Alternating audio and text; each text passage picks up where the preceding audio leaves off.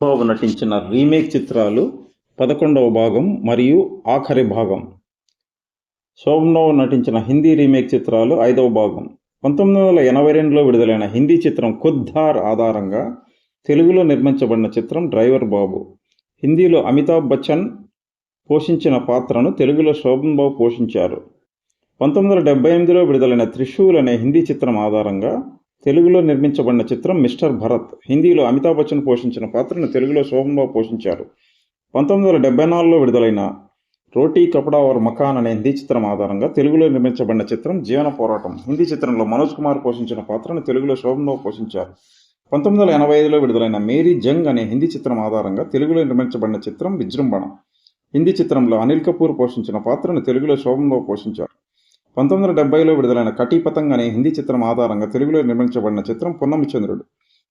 హిందీ చిత్రంలో రాజేష్ ఖన్నా పోషించిన పాత్రను తెలుగులో శోభన్ బాబు పోషించారు.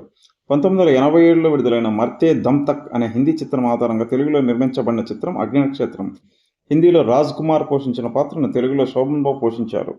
1994లో విడుదలైన మై ఖిలాడి తూ అనాడి అనే హిందీ చిత్రం ఆధారంగా తెలుగులో నిర్మించబడిన చిత్రం హలో గురు.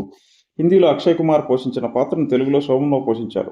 గుణవంతుడు మరియు ప్రేమబంధం చిత్రాలు కూడా బెంగాలీ కథల ఆధారంగా తెలుగులో నిర్మించబడినవి, కానీ వాటి వివరాలు తెలియలేదు.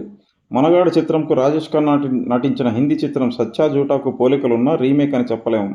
నేనేదైనా శోభన్ చిత్రం రీమేక్ అయ్యుండి చెప్పకపోతే కామెంట్లో తెలియచేయండి.